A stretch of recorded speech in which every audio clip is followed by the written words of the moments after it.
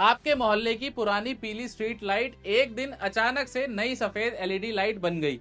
किसी ने पैसा नहीं मांगा, म्युनिसिपैलिटी ने बजट नहीं बढ़ाया, तो ये लाखों लाइट्स किसने बदली और पैसा कहां से आया? जवाब आपको थोड़ा अजीब लगेगा। किसी ने वो चीज बेचकर पैसा कमाया जो आपको दिखती ही नहीं, बिजली की बचत।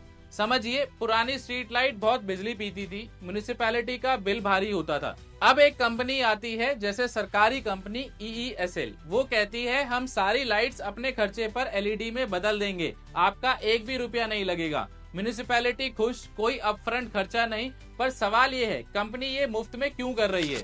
क्योंकि कंपनी तो भैया एक बिजनेस है ना, कोई चैरिटी तो नहीं है।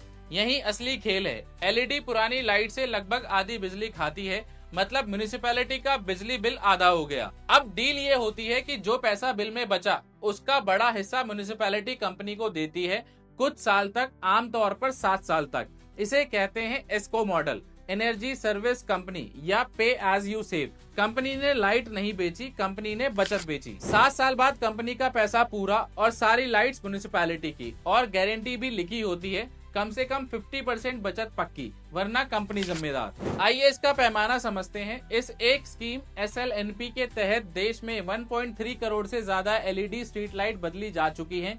साल की बचत, हजारों करोड़ रुपए की बिजली। और असली बात जो टाइटल में है, इस पूरे बिजनेस में सबसे बड़ा खर्चा लाइट नहीं है। लाइट तो एक बार लगती है, असली पैसा है हर रात जलने वाली बिजली। इसीलिए जो बिजली बचाए वही जीतता है।